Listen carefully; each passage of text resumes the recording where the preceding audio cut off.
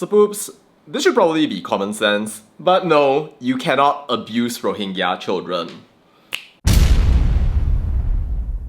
So poops, there have been a couple of pretty disturbing videos that have been coming out recently where somehow or another you have a couple of like these geniuses posting videos and comments showcasing that apparently now it is so-called normal to go out there and then film yourself with your face chasing after children, abusing children. It is super messed up. You know, I don't even need to say that this is against the law because it very much is. You can't be going around harassing people whether they have legal status or not, and it is true, they do not. I mean, we all know why they came over to Malaysia. It was because these guys wanted to get votes. Selamat malam, Rohingya. But I'm not seeing why going around and abusing children is going to somehow help. It's true that these kids are illegal, but like, what did they ever do to you? It's not like they are the ones who decided to pay 25k so that they could live here, right? If you want to take something out on people, then take it out on the people who originally brought the kids into Malaysia. Not by like threatening them, but like actually advocating for them to be sent back. And yes, a lot of people are responding in a very logical way, because this kind of behavior is horrible behavior. Like, dude, those kids are gonna grow up hating Malaysia, hating Malaysians, and before you know it, we're gonna fall down a rabbit hole that we really don't want to go down. Because imagine those kids growing up one day, becoming teenagers, and then realizing that, you know, this place was only filled with abusers, they all hated us, nobody helped us. This is exactly the kind of thing that makes it so that kids end up falling for militant group propaganda, forming networks. And before you know it, then Malaysia becomes even more unsafe compared to what it was when Malaysia started accepting these people, had no system to process them, assist them, and continues to just not know what the hell it's doing. To the point that now, people need to pay 600,000 ringgit apparently to destroy apartment buildings. You might think that it's not such a big issue, ala diorang main je lah. But do you even know just how sensitive this can be? All that needs to happen is that the mom and dad of the kids get pissed off, find the guy who was in the video, and retaliate. Then the next thing you know, there'll be a news story about how a Rohingya man went and attacked a Malaysian, and before you know it, then things are gonna escalate,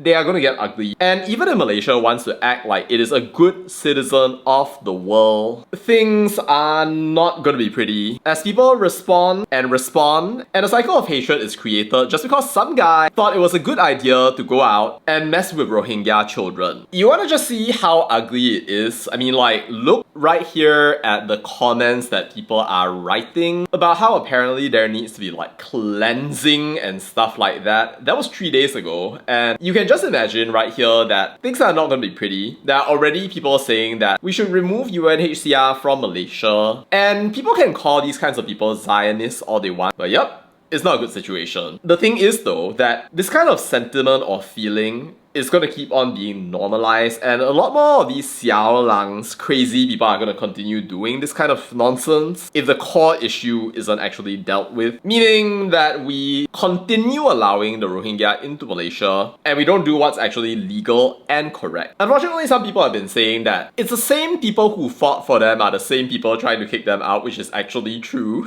Create a problem, sell the solution, and you have, of course, this nice collection of posts right here, which I think that some of these people are being quite quiet about. But no, really though, I think rather than blaming one specific community for its fault in creating an issue that currently affects all Malaysians, I think that it's a good opportunity for every single citizen of Malaysia to come out and speak out about the fact that this is a problem that all Malaysians need to solve, rather than just justifying why it should continue, ignoring the fact that crimes are being committed, or being excessively sentimental. There's a fun example of that. You know, in response to my somewhat unpopular Malaysians First petition, which by the way you can sign at change.org/Malaysians First, link in description, somebody ended up with a petition living rent-free in their head enough that they decided to post on r/Malaysia this whole long woke post that showcases that they have very little understanding of the world, and to which I responded over here,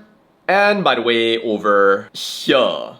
Well, thank you for having me live rent scot-free in your head. I'm so sorry for your inability to see that Malaysian citizenship doesn't entail. It should be a Malaysia for Malays, Malaysia for Muslims, or Malaysia for natives. But actually another possibility is that all of us end up realizing that if you have a blue IC, kalau kau ada IC biru, maksudnya you are legal, you contribute, you have the rights and privileges associated with being a citizen, and you should have those rights protected by your government. While it's true that no, you can't be going out kejaring anak Rohingyas, it's also true, by the way, that it is unacceptable for people to build flats, steal, or commit crimes while expecting to go off scot-free. Because so long as this kind of thing continues, you are going to get hate, and that is the natural consequence. Anyway, what do you think, Sapoops? Let me know your thoughts down in the comments. That's all I have to say about that, and bye.